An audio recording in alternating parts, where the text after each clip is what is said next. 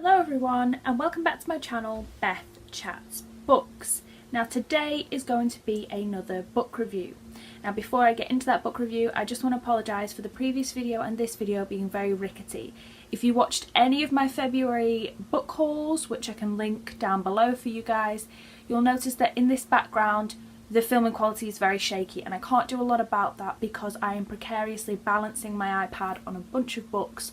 He hasn't got a great layout in this room for me to be able to put them on something solid, so I just want to apologise for rickety quality. I really can't do that much about it. I'm a bit limited to where to film today, but I was desperate to film these videos and get them out there for you guys, so we'll just have to grin and bear it. So hopefully this will be the last video that I'm filming in my brother's bedroom and I can get back to my original filming area very shortly.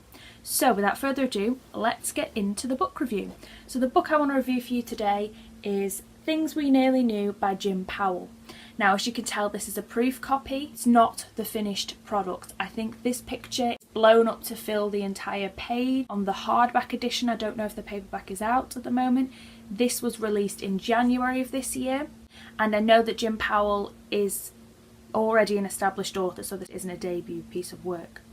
But I absolutely adored this book. So this book follows a couple, Marcy and her husband, but it follows their relationship, and then suddenly this lady Arlene turns up one day and asks if these two know a man called Jack.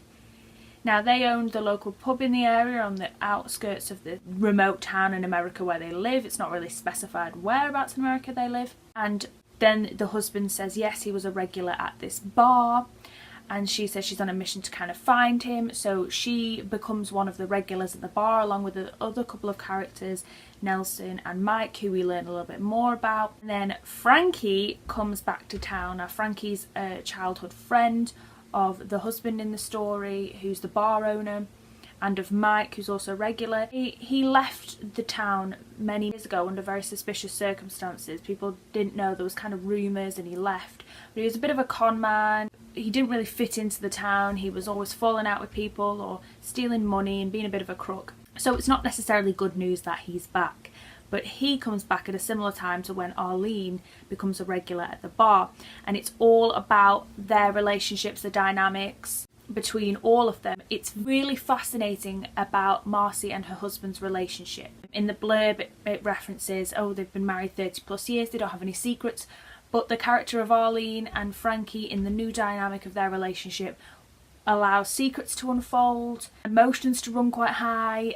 It's a fascinating book. It looks at characters in a lot of detail, so that although the book is very subtle, it's not very explicit about, in particular, how the husband's feeling emotionally about these things. You get this deeper depth, which I think is fascinating, that you can write the undertone of how people are feeling without explicitly telling the reader how they're feeling, which I think was fantastically used in this. For example, Marcy and Frankie have a lot of tension, a lot of simmering emotion that they don't explicitly say to each other while they're in each other's company, but that the husband picks up on. For example, Marcy picks up on the husband's relationship to Arlene. He's very interested in her in a way that Marcy doesn't feel threatened. So there's loads of different ebbing and flowing of under the surface feelings that aren't explicitly dealt with in this novel, but that you can really feel, which I absolutely adored. I'm definitely more of a character-driven reader than a plot-driven reader, so this plot doesn't necessarily go anywhere. It stays within the town, within this remote group of regulars who stay at the bar, but it is full of so much depth. You're fascinated by these characters. These characters have stuck with me long after, and I wanted to really pull apart their characters from the very beginning, the mechanics of who they are, where were they when they weren't here, what are their goals and their aspirations, how did they feel in this scene. And to be able to get me that gripped and immersed within characters and within a story long after I finish reading it is always going to make that book a 5-star read for me. So of course I did give it 5 stars. I adored it. If you like books like this, I did get a very strong vibe of books similar to this, like Revolutionary Road, which deals with the kind of secrets in a marriage and how much these two characters know each other, and in that sense it's very similar. It's not a similar plotline in the sense that it's just two isolated characters and their damaged relationship. This is a lot more complex. The relationship between Marcy and her husband is a lot more complex in this book. they're not necessarily a damaged couple, but they don't communicate in the same ways, and it doesn't have a disastrous ending like in Revolutionary Road. But I think there's so many parallels between the relationship of the couple in Revolutionary Road and the couple in this book, of things that are left unsaid, things we nearly knew, not being able to communicate things explicitly to each other, secrets hiding in the kind of skeleton closets of people's lives. So in that sense it is very similar, and also in that sense there's an isolated amount of characters in this book, like in Revolutionary Road. I mean, it's got a very limited cast of characters, which adds much more depth and kind of allows us to learn a lot more about these individual relationships with one another, not just a pub owner to his regulars, but a lot more complex depth to the characters, which are really allowed to explore in this book because it's quite thick. But it's a very gripping read. I managed to read this within 2 days because I was just fascinated to know where it's going to go. All the twists and the plot turns in here, so if you're a fan of thrillery plot twists, or you just like a book that turns things on its head, which I personally do, then this is definitely for you. And all the twists in here were executed perfectly. It wasn't a book where you could second guess a lot. There is a really obvious development in here that by the end you figured out way before it's revealed. But a lot of these twists in terms of what's going to happen, there's a subtlety to it. So there is another twist in here that you're not really sure if you're right. In your head you make an assumption pretty quickly, and it's never verified within this book, so that's quite interesting, and I'd love other people to read this so I could discuss what they thought that twist meant, because it's never explicitly made clear.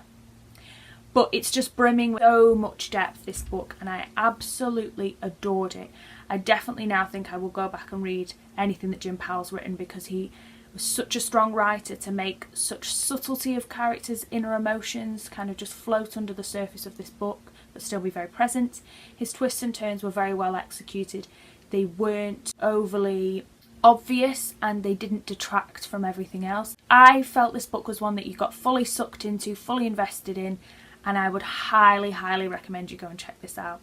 So I would just love to thank Picador for sending me this copy. I would love to work with Picador in the future to review books, because I really, really did enjoy this book. Thank you guys so much for watching. Please hit the subscribe button if you want to be alerted for when any of my future videos come out, because I'm hoping next week to do a lot of the tag videos that I haven't got around to doing yet. And I'll be back very soon with a brand new video. Bye now.